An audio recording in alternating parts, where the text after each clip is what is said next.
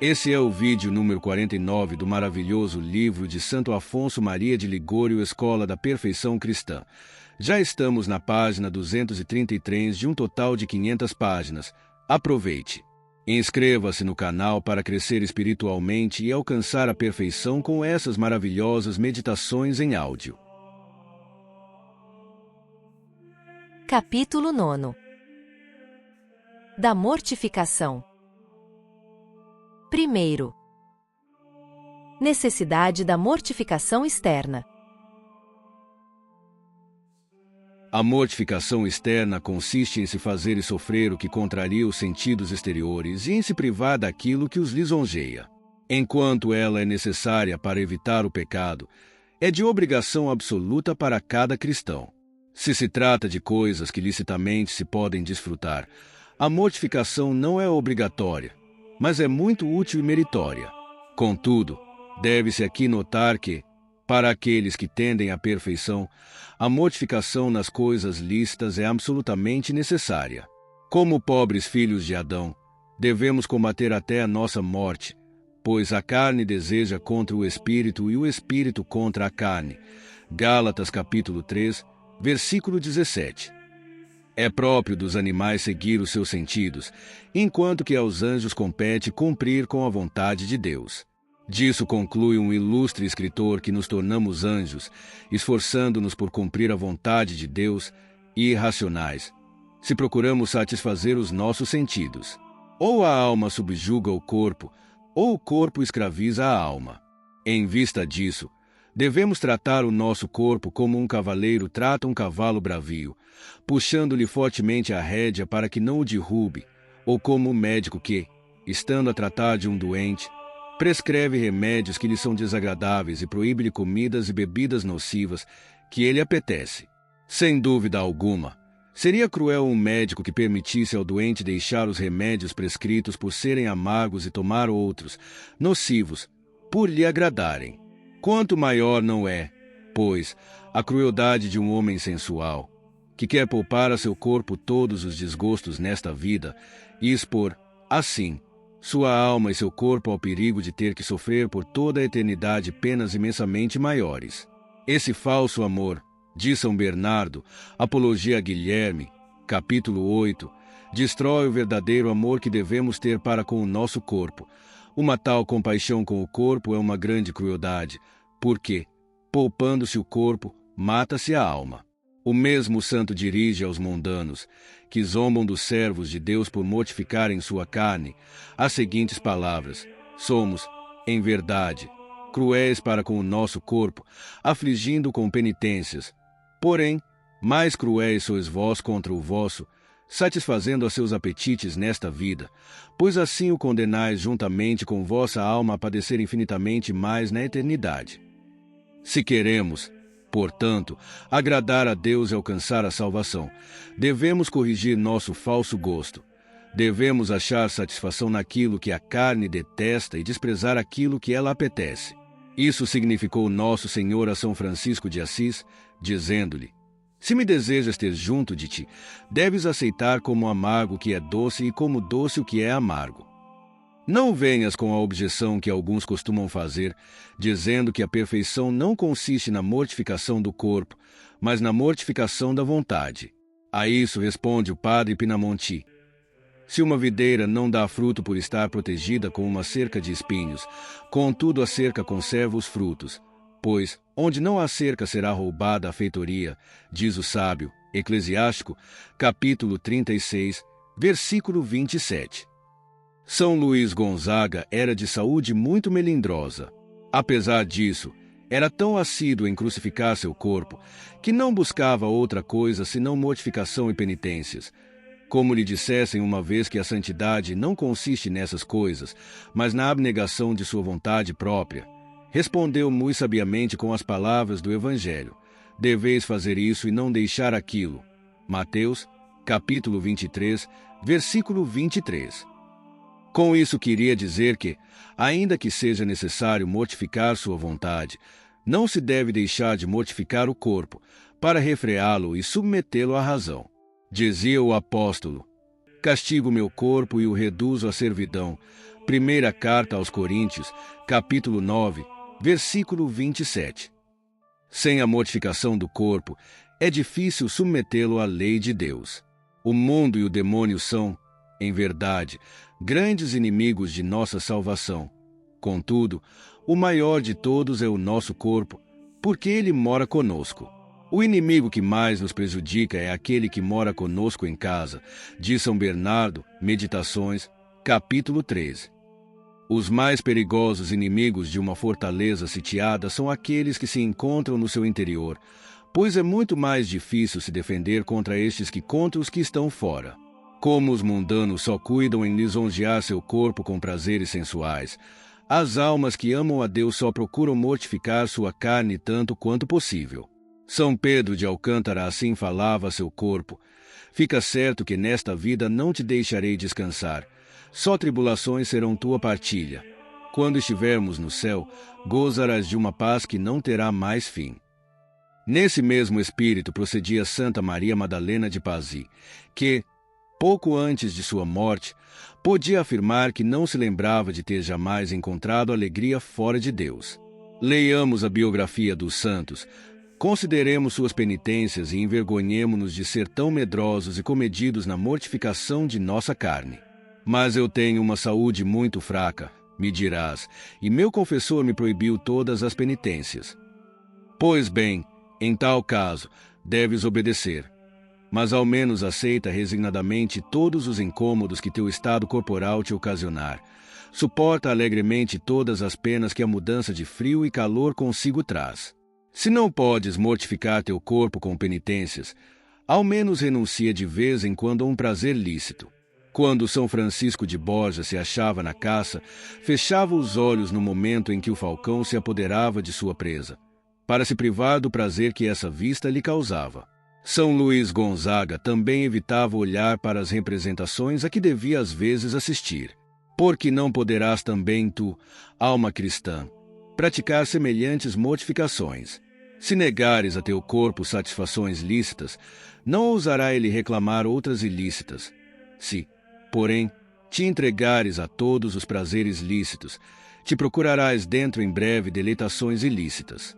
Um grande servo de Deus, o padre Vicente Carafa, da Companhia de Jesus, diz que Deus nos concedeu as alegrias deste mundo, não só para que delas gozemos, mas também para que tenhamos ocasião de lhe oferecer um sacrifício, privando-nos delas por seu amor. É verdade que algumas inocentes alegrias são muito próprias para auxiliar a nossa fraqueza humana e nos dispor para os exercícios espirituais. Contudo, deves estar persuadido de que os prazeres dos sentidos por si são venenos para a alma, porque eles aprendem as criaturas. Por isso, se deve gostar desses prazeres como se usa fazer quando se toma veneno. As plantas venenosas, quando devidamente misturadas e tomadas em pequena quantidade, são às vezes úteis à saúde do corpo, mas são sempre e permanecem veneno. E o que se dá com os prazeres? Por essa razão, só com grande precaução e moderação é que se pode gozar deles sem apego, e só por necessidade, com a única intenção de se poder servir melhor a Deus. Além disso, devemos tomar cuidado para que, com o esforço de preservarmos o nosso corpo de doenças, não deixemos definhar a nossa alma, que está sempre doente, se não mortificamos a carne. As doenças do corpo causam compaixão, diz São Bernardo, Epístola 315. Porém, maior compaixão me causam as doenças da alma, que são mais perigosas e mais para temer. Oh, quantas vezes o mal-estar do corpo nos serve de pretexto para nos concedermos certas liberdades de que não temos nenhuma necessidade. Um dia deixamos a oração porque sentimos dor de cabeça, de Santa Teresa, Caminho da Perfeição, capítulo 10. No outro dia porque tivemos, no terceiro dia, para que não nos volte a dor de cabeça. Está gostando do canal Audioteca Católica? Então não deixe de inscrever-se no canal e deixar seu like para que outras pessoas possam se beneficiar com essas maravilhosas meditações. Segundo, salutares efeitos da mortificação externa. A mortificação externa é de suma utilidade para o espírito. Número 1. Antes de tudo, ela nos desprende dos prazeres sensuais, que ferem e até muitas vezes matam a alma. As chagas do amor divino impedem que as chagas da carne nos atormentem, diz Orígenes. Número 2. Pela mortificação, expiamos os castigos temporais devidos aos nossos pecados. Se, depois de uma dolorosa confissão, a culpa do pecado nos é tirada, não deixamos, por isso, de ficar sujeitos aos castigos temporais. Se não os expiarmos durante a vida presente, teremos de recuperar o que perdemos no purgatório. Mas aí os castigos são imensamente maiores. Os que não fizeram penitência por seus pecados se verão em grandíssimas tribulações. Apocalipse, capítulo 2, versículo 22. Santo Antônio narra que o anjo da guarda deu a escolher a um doente entre ficar 3 dias no purgatório e suportar ainda 2 anos a sua doença. O doente escolheu os 3 dias de purgatório. Apenas, porém, se escoara 1 hora, e já se queixava ele ao anjo que, em vez de deixá-lo por alguns dias nessas penas, já a suportava durante tantos anos. Então, respondeu-lhe o anjo: Que dizes? Teu corpo se acha ainda quente em teu leito mortuário e já falas de anos. Se, pois, tiveres de padecer alguma coisa, alma cristã, dize a ti mesma: isso me deve servir de purgatório. A alma, e não o corpo, deve sair vencedora. Número 3. A mortificação eleva a alma até Deus. Segundo São Francisco de Sales, nunca poderá a alma chegar até Deus sem a mortificação e sujeição da carne. Sobre esse ponto, Santa Teresa, Fundações, capítulo 5, nos deixou várias e belas sentenças. É um grande engano crer que Deus admite ao seu trato familiar homens efeminados. Vida voluptuosa e oração não se harmonizam. Almas que amam a Deus verdadeiramente não aspiram a descanso corporal. Número 4. Pela mortificação, alcançamos uma grande glória no céu. Se os combatentes se privam de todas as coisas que minam suas forças, diz o apóstolo, primeira carta aos Coríntios, capítulo 9, versículo 25, e que poderiam impedi-los de alcançar uma coroa corruptível, quanto mais devemos nós nos mortificar para conseguirmos uma coroa inapreciável e eterna. São João viu todos os bem-aventurados com palmas nas mãos. Apocalipse, capítulo 7, versículo 9.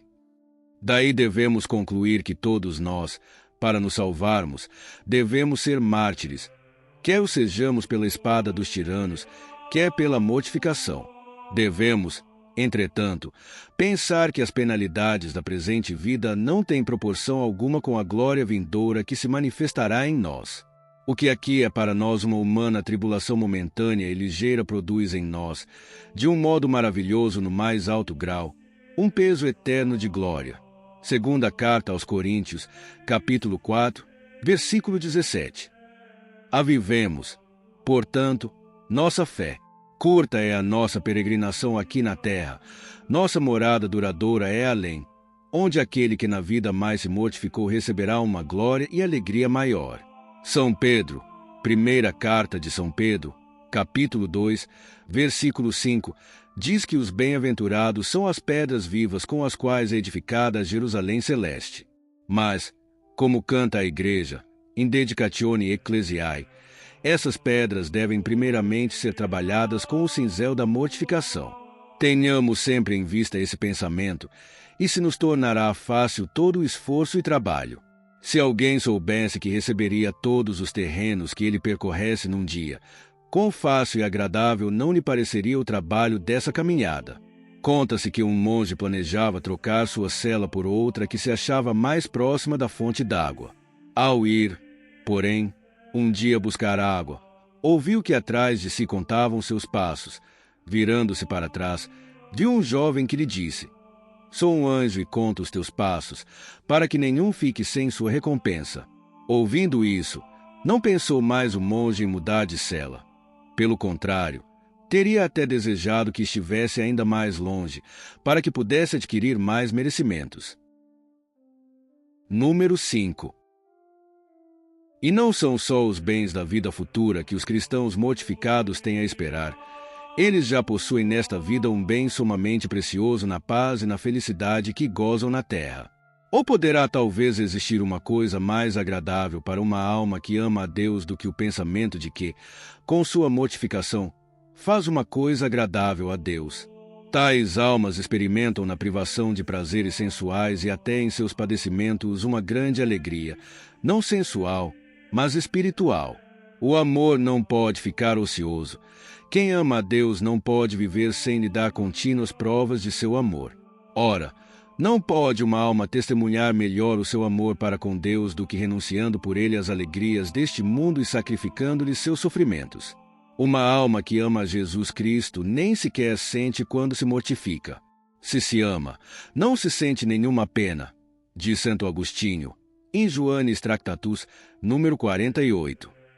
Quem poderá, de fato, ver seu Redentor coberto de chagas, afligido e perseguido, sem abraçar, a seu exemplo, os sofrimentos e até desejá-los? Pergunta Santa Teresa, Vida, capítulo 8. Por isso, protestava São Paulo que não aspirava a outra glória e outra alegria que a da cruz de Jesus Cristo, longe de mim o gloriar-me, a não ser da cruz de nosso Senhor Jesus Cristo. Gálatas, capítulo 6, versículo 14. Segundo o mesmo apóstolo, a diferença que existe entre os que amam a Jesus Cristo e os que não o amam é que estes lisonjeiam a carne, enquanto aqueles cuidam em mortificá-la e crucificá-la. Gálatas, capítulo 5, versículo 24. Número 6. Pensemos, finalmente, na cristã que nossa morte se aproxima depressa e que muito pouco é o que fizemos para o céu. Procuremos, portanto, no futuro, mortificar-nos tanto quanto possível. Não deixemos passar ocasião alguma de mortificação.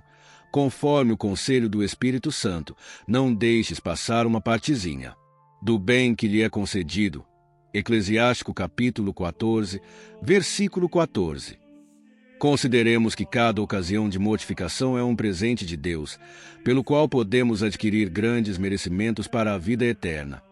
Ponderemos que não nos será possível amanhã o que hoje podemos, visto que o tempo passado não volta mais.